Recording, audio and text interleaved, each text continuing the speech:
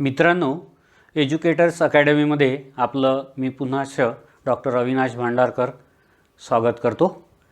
आपण दैनंदिन अध्यापनामध्ये ज्या विविध क्लुप्त्या वापरतो, अध्ययन पद्धती वापरतो, अध्ययनाची सूत्रे वापरतो, पण ही वापरत असताना पर्टिक्युलर आशय शिकवण्यासाठी त्या आशयाची नेमकी उद्दिष्टे काय आहेत याबद्दलची माहिती आपल्याला बहुधा नसते। शैक्षणिक उद्दिष्टे आपल्याला माहीत असल्याशिवाय अध्यापन हे दिशाहीन ठरू शकते। म्हणून नेमकी उद्दिष्टे म्हणजे नेमकं काय याबद्दलची माहिती आपण आजच्या तासामध्ये अभ्यासणार आहोत।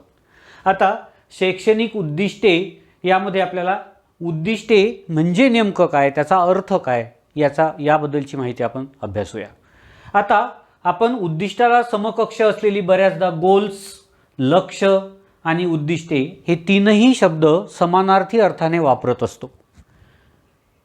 याला आपण इंग्रजीमध्ये गोल्स म्हणतो, इंग्रजीमध्येच याला लक्ष्याला आपण एम म्हणतो आणि इथे याला आपण ऑब्जेक्टिव्ह असं म्हणतो। आता ध्येय म्हणजे काय, लक्ष्य म्हणजे काय आणि उद्दिष्टे म्हणजे काय हे एका आकृतीच्या सहाय्याने आपण समजून घेऊया। आपल्या जीवनामध्ये खूप सारे ध्येय असतात। उदाहरणार्थ, मला श्रीमंत व्हायचं आहे, मला खूप शिकून मोठं व्हायचं आहे, मला समाजामध्ये मोठं नाव कमवायचं आहे, ही ध्येय असू शकतात। याचं कारण असं का मला श्रीमंत व्हायचं आहे, ज्याच्याजवळ लक्ष रुपये आहे तो श्रीमंत आहे, 10 लक्ष रुपये आहे तो श्रीमंत आहे, करोड रुपये आहे तो श्रीमंत आहे, अरबो रुपये आहे तो श्रीमंत आहे। याला मर्यादा नाही, श्रीमंतीसाठी कोणत्याही प्रकारची मर्यादा नाही का इतके रुपये मिळाले म्हणजे तो श्रीमंत झाला, ध्येय त्याचं अचीव झालं असं आपल्याला म्हणता येत नाही। म्हणजेच गोल्स ही, ध्येय ही मापनक्षम नाही, ती दूरगामी उद्दिष्टे आहेत, ती दूरगामी उद्दिष्टे आहेत। ध्येयाचा अर्थ असा आहे की जीवनामध्ये जे विविध आपल्या आकांक्षा असतात त्या आकांक्षा पूर्तीसाठी आपण निश्चित केलेल्या बाबी ज्या आहेत त्याला आपण ध्येय असं म्हणतो। लक्ष्य म्हणजे एखादं विशिष्ट टार्गेट आपल्याला अचीव करायचं आहे, ज्याला एम असं आपण म्हणतो।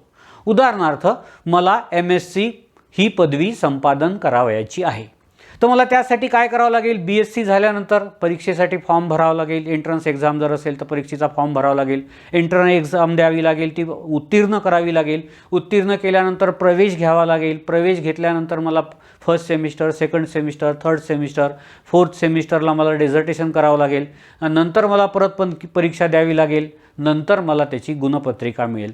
म्हणजे हे एक छोटे छोटे छोटे छोटे जे टप्पे आहेत, जसं आपण इथं म्हटलं आहे, एक टप्पा, दुसरा टप्पा, तिसरा टप्पा, असे जेव्हा आपण अचीव करत जातो तर या प्रत्येक टप्प्याला उद्दिष्ट असं म्हणतात आणि ज्या टार्गेटवर आपल्याला पोहोचायचं आहे त्याला आपण लक्ष्य असं म्हणतो, त्याला आपण एम असं म्हणतो। म्हणजे ह्या तीनही गोष्टी वेगवेगळ्या आहेत, मात्र आपण बऱ्याचदा एकाच अर्थाने वापरत असतो। म्हणून शिक्षण क्षेत्रामध्ये आपण लक्ष्य किंवा गोल असा शब्द न वापरता आपण शक्यतोवर उद्दिष्टे हा शब्द वापरतो। आपण हा उद्दिष्टे शब्द का वापरतो हे एक्सप्लेनेशन केल्यावर आपल्याला लक्षात येईल। मी हे एक्सप्लेन केल्यानंतर तुम्हाला उद्दिष्टे का वापरतो ते सांगू। आता एक गोष्ट लक्षात आली का ध्येय ही दूरगामी असतात, ज्याचं आपल्याला मापन करता येत नाही, दूरगामी उद्दिष्टे असतात। लक्ष्य हे एका दिवसात, एका महिन्यात, एका दिवसात असं आपल्याला पूर्ण करता येत नाही, मात्र उद्दिष्टे म्हणजे छोटे छोटे छोटे छोटे टप्पे लक्ष्यापर्यंत पोहोचण्याचे हे आपल्याला साध्य करता येतात, म्हणून ते मापनक्षम असतात। म्हणून आपण याची व्याख्या करताना असं म्हणू का ध्येयाप्रत जाणाऱ्या मार्गातील टप्पे म्हणजे उद्दिष्ट होय। ध्येयाप्रत जाणारे हे वेगवेगळे ध्येय असू शकतात, हे वेगवेगळे ध्येय असू शकतात। या ध्येयाप्रत जाण्यासाठी हे जे छोटे छोटे छोटे छोटे जे टप्पे आहेत या टप्प्यांना आपण उद्दिष्ट असं म्हणतो। एक टप्पा पूर्ण झाला का आपल्याला त्याचं मापन करता येते, दुसरा टप्पा झाल्यानंतर आपल्याला मापन करता येते। म्हणजे छोटे छोटे जे टप्पे आहेत ध्येयाप्रत जाणारे त्या प्रत्येक टप्प्याला आपण उद्दिष्ट असं म्हणतो। म्हणजे प्रत्येक उद्दिष्ट आपण एक उद्दिष्ट गाठल्यानंतर दुसरं नंतर तिसरं नंतर चौथं असं करून आपण ध्येयाप्रत जातो। म्हणून ध्येयाप्रत जाणाऱ्या मार्गातील जे छोटे छोटे टप्पे असतात त्याला आपण उद्दिष्ट असं म्हणतो। दुसरं लक्षात घेण्यासारखं आहे, प्रारंभिक वर्तन व अंतिम वर्तन या दरम्यान साध्य करावयाची टप्पे म्हणजे उद्दिष्ट होय। आता लक्षात घ्या, प्रारंभिक वर्तन म्हणजे previous behaviour and last behaviour, ज्याला अंतिम वर्तन असं म्हटलं आपण। आता प्रिव्हियस बिहेवियरचा अर्थ काय, प्रारंभिक वर्तनचा अर्थ काय, का विद्यार्थी जेव्हा शाळेत दाखल होतात त्यावेळची त्याची स्थिती आणि शाळेतून उत्तीर्ण झाल्यानंतर, महाविद्यालयातून उत्तीर्ण झाल्यानंतर त्याची स्थिती, त्याला अंतिम वर्तन असं म्हणतो. जेव्हा तो शाळेत महाविद्यालयात दाखल होतो त्यावेळेसचं त्याचं जे वर्तन असतं त्याला आपण प्रारंभिक वर्तन असं म्हणतो. आणि शाळा महाविद्यालयातून त्याने पदविका संपादन केल्यानंतर तो शाळेतून महाविद्यालयातून जेव्हा बाहेर पडतो त्याला आपण अंतिम वर्तन असं म्हणतो. तर प्रारंभिक वर्तन आणि अंतिम वर्तन या दरम्यान आता बघा, आपण इथं काय म्हटलं, या दरम्यान साध्य करावयाची टप्पे. म्हणजे आपल्याला शाळेत दाखल झाल्यानंतर पहिला वर्ग उत्तीर्ण झाला, दुसरा वर्ग उत्तीर्ण झाला, असं करून 10वी उत्तीर्ण झाला, 12वी उत्तीर्ण झाला, डिग्री उत्तीर्ण झाला, PG उत्तीर्ण झाला, हे छोटे छोटे जे टप्पे आहेत त्याला आपण उद्दिष्टे असं म्हणतो. म्हणजे प्रारंभिक म्हणजे previous behaviour and last behaviour यामधलं जे टप्पे आहेत छोटे छोटे, त्या टप्प्यांना आपण उद्दिष्ट असं म्हणतो. आणखी एक व्याख्या आपण लक्षात घेऊया. अध्ययन निष्पत्तीच्या संदर्भात करावयाच्या विविध कृती दर्शविणारी विधाने म्हणजे उद्दिष्ट होय. ही कोणत्या पुस्तकात उपलब्ध नाही, आपण आपल्या अनुभवातून तयार केलेली ही व्याख्या आहेत. आता लक्षात घ्या, अध्ययन निष्पत्तीच्या संदर्भात. अध्ययन निष्पत्ती म्हणजे आउटकम्स, लर्निंग आउटकम्स. लर्निंग आउटकम्सचा अर्थ काय, का विद्यार्थ्याला जेव्हा आपण अध्यापन करतो आणि विद्यार्थी जेव्हा अध्ययन करतात आणि त्यानं जे जे काही आकलन केलं आणि आकलन केलेल्या बाबी त्याला त्याच्या प्रत्यक्ष व्यवहारात वापरता येतात, आकलन झालेल्या बाबी त्याला प्रत्यक्ष जीवनामध्ये वापरता येतात, त्याला आपण अध्ययन निष्पत्ती म्हणतो किंवा लर्निंग आउटकम्स असं म्हणतो. आता लर्निंग आउटकम्स आपण यामध्ये काय उद्दिष्ट समापन करतो, का प्रत्येक विद्यार्थ्याने प्रारंभिक स्थितीतून अंतिम स्थितीत म्हणजे अंतिम वर्तनात त्याने कोणते अध्ययन केलं आणि त्याची काय निष्पत्ती होती, या दरम्यान या संदर्भात विविध कृती कराव्या लागतात.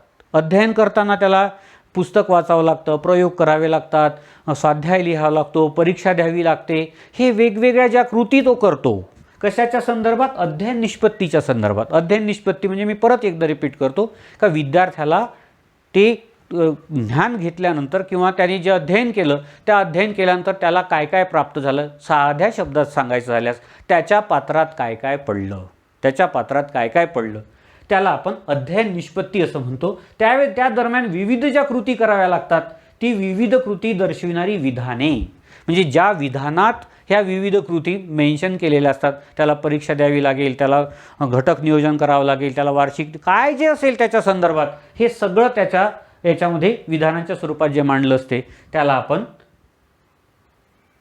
उद्दिष्ट असं म्हणतो. त्याला आपण काय म्हणतो, उद्दिष्ट असं म्हणतो. आणखी एक व्याख्या आपण लक्षात घेऊया.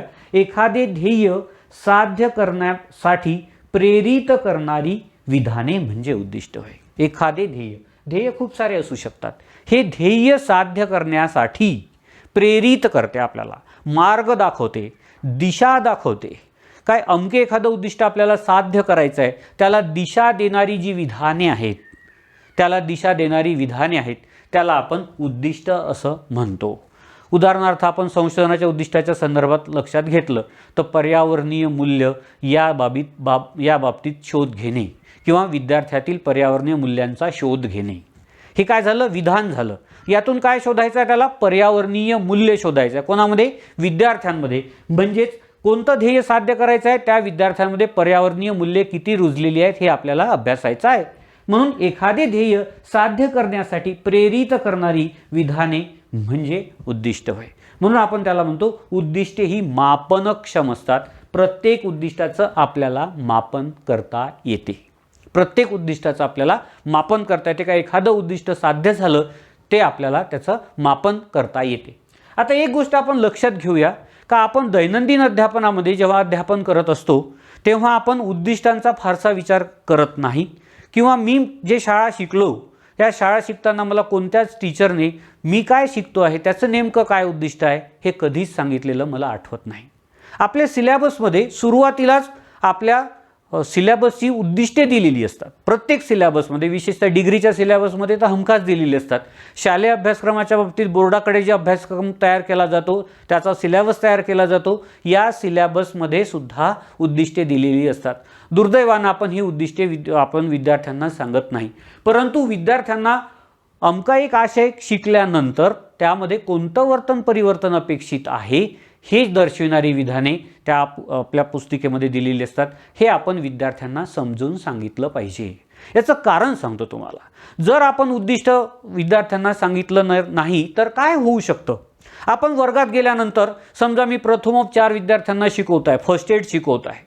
विद्यार्थ्याला वर्गात गेल्यावरच सांगतो, गेल्या वर्षीच्या परीक्षेमध्ये हे फर्स्ट एडबद्दलची माहिती विचारली होती, त्याच्या आधीच्या वर्षामध्ये विचारली होती, पुढच्या वर्षीसुद्धा कदाचित विचारली जाऊ शकते. म्हणजेच मी जो आज आशय तुम्हाला शिकवतो आहे तो आशय परीक्षेसाठी महत्त्वाचा आहे असं विद्यार्थ्यांना आपण सांगत असतो.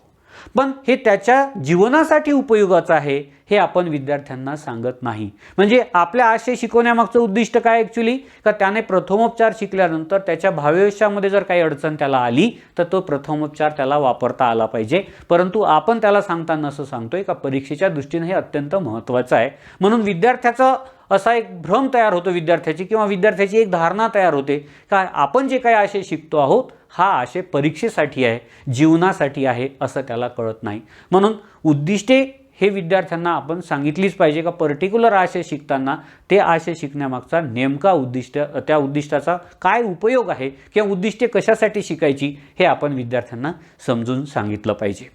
म्हणून आपण एक गोष्ट आणखी लक्षात घेऊया की उद्दिष्टांची काय काय गरज आहे. ॲज ए टीचर म्हणून, तो महाविद्यालयीन टीचर असो, तो उच्च माध्यमिकचा शिक्षक असो, प्राथमिकचा शिक्षक असो, त्याला उद्दिष्टे ही कळलीच पाहिजे आणि उद्दिष्टे त्याला समजून सांगता आली पाहिजेत. तर उद्दिष्टांची नेमकी काय काय गरज आहे, तर सर्वात आधी तर गरज आहे नियोजन करण्यासाठी. म्हणजेच उद्दिष्टे आपण जर निश्चित झालेली नसेल, आपण कालच्या तासामध्ये एक गोष्ट अभ्यासली का शिक्षण प्रक्रियेमध्ये उद्दिष्टे ही टॉपवर असतात त्रिकोणामध्ये, आणि डावीकडे असतात अभ्यासक्रम आणि उजवीकडे असतं मूल्यमापन. तर उद्दिष्ट हे टॉपवर असतं आपल्या शिक्षण प्रक्रियेमध्ये. म्हणून उद्दिष्टे ही प्रत्येकाला माहीत असलीच पाहिजे. त्यात सर्वात महत्त्वाचं कारण असं आहे का आपण जे काही अध्यापनाचं नियोजन करणार आहोत, मला काय शिकवायचं आहे, काय शिकवायचं आहे यासाठी मला नियोजन करणं, प्लॅनिंग करणं अत्यंत गरजेचं असतं. म्हणून अध्यापनाचं प्लॅनिंग करण्यासाठी, नियोजन करण्यासाठी मला उद्दिष्टांची गरज असते. दुसरं असं का मूल्यमापन करण्यासाठी, म्हणजे मी जे त्या विद्यार्थ्याला शिकवलेलं आहे ते शिकवलेलं त्या विद्यार्थ्याला किती कळलं, मी ज्या पद्धतीचा वापर केला त्या पद्धती किती परिणामकारक ठरली, इफेक्टिव्ह ठरली, आणि माझ्या अध्यापनामध्ये काय काय त्रुटी आहेत आणि विद्यार्थ्याच्या अध्ययनामध्ये काय काय त्रुटी आहेत, ह्या सर्व बाबीचं मूल्यमापन करता येण्यासाठी आपल्याला उद्दिष्टाच्या अभ्यासाची गरज आहे किंवा उद्दिष्टे आपण शिकणं अत्यंत गरजेचं आहे. आणखी एक महत्त्वाची गोष्ट लक्षात घेण्याची, आशय व उदाहरणे याची निवड करण्यासाठी. जो मला घटक शिकवायचा आहे तो घटक शिकवताना मला कोणता आशय आणि त्या आशयानुसार मला कोणती उदाहरणे द्यावयाची आहे याचं मला नियोजन करता येतं. जर मला उद्दिष्ट माहीत असेल का पर्टिक्युलर आशय शिकवल्यानंतर विद्यार्थ्यांमध्ये कोणता बदल घडणं अपेक्षित आहे किंवा कोणता सकारात्मक वर्तन बदल घडणं अपेक्षित आहे, हे जर मला माहिती असेल तरच मला आशयाची निवड चांगल्या पद्धतीने करता येते. आपण इतिहास शिकवतो विद्यार्थ्यांना, पण इतिहास शिकवण्यामागचा हेतू आपल्याला माहीत आहे का, उद्दिष्टे आपल्याला माहिती आहे का? जर उद्दिष्टे आपल्याला माहीत असेल तर आपण इतिहास विद्यार्थ्यांना परफेक्ट शिकवू शकू. उदाहरणार्थ, मला जर मराठ्यांचा इतिहास शिकवायचा आहे तर मराठ्यांच्या इतिहासापासून मी शिवाजी महाराजापासून सुरुवात करून 1818मध्ये जो शेवटचा बाजीराव होता याच्यापर्यंत सगळा इतिहास शिकवतो आहे.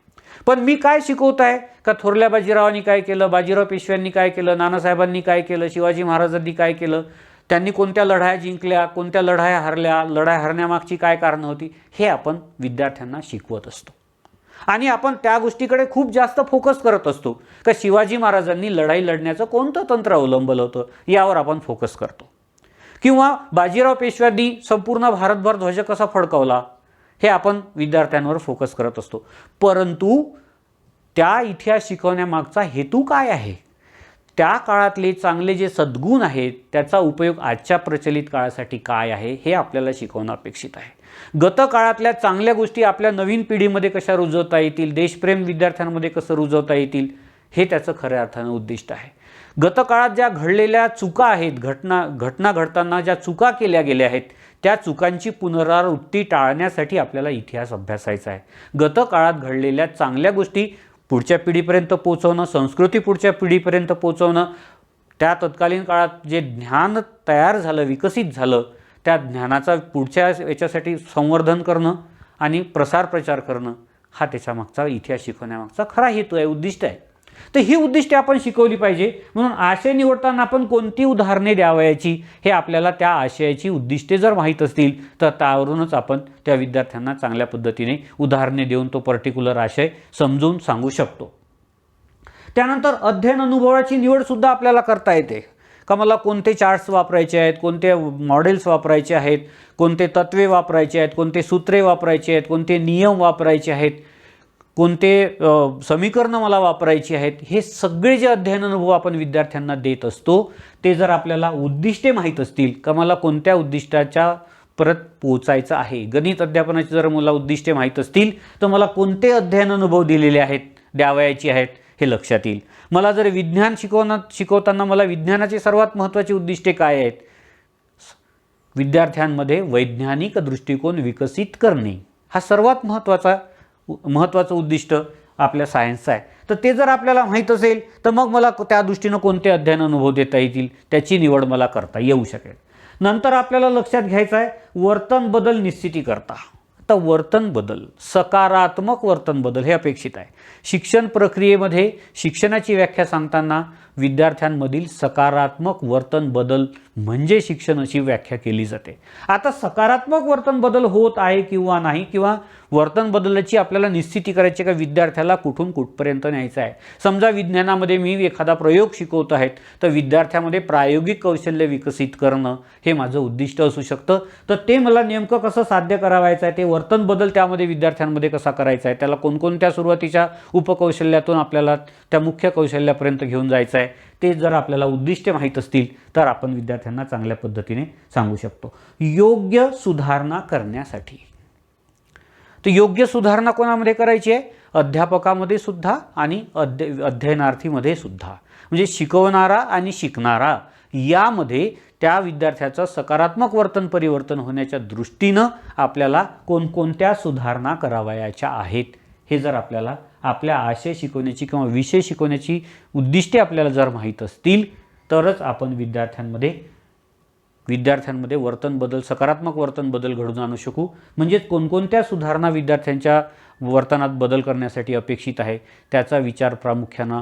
आपल्याला जर उद्दिष्ट आपल्याला माहीत असतील तर होऊ शकेल. एकंदरीत आपण शैक्षणिक उद्दिष्टे अभ्यासताना या शैक्षणिक उद्दिष्टांचा आपल्या अध्यापन कार्यामध्ये खूपच महत्त्वाचं स्थान आहे हे आपल्या लक्षात येईल. म्हणून आपल्याला शैक्षणिक उद्दिष्टे प्रत्येक शिक्षकाला, तो विद्यालयीन शिक्षक असो किंवा महाविद्यालयीन शिक्षक असो, आपल्या विद्यार्थ्याला कुठपर्यंत घेऊन जायचं आहे या बाबीची माहिती म्हणजे उद्दिष्ट, आणि शैक्षणिक उद्दिष्ट म्हणजे शिक्षणातील अंतिम वर्तन विद्यार्थ्यांमध्ये कोणतं अपेक्षित आहे हे दर्शवणारी बाब म्हणजे शैक्षणिक उद्दिष्ट होय.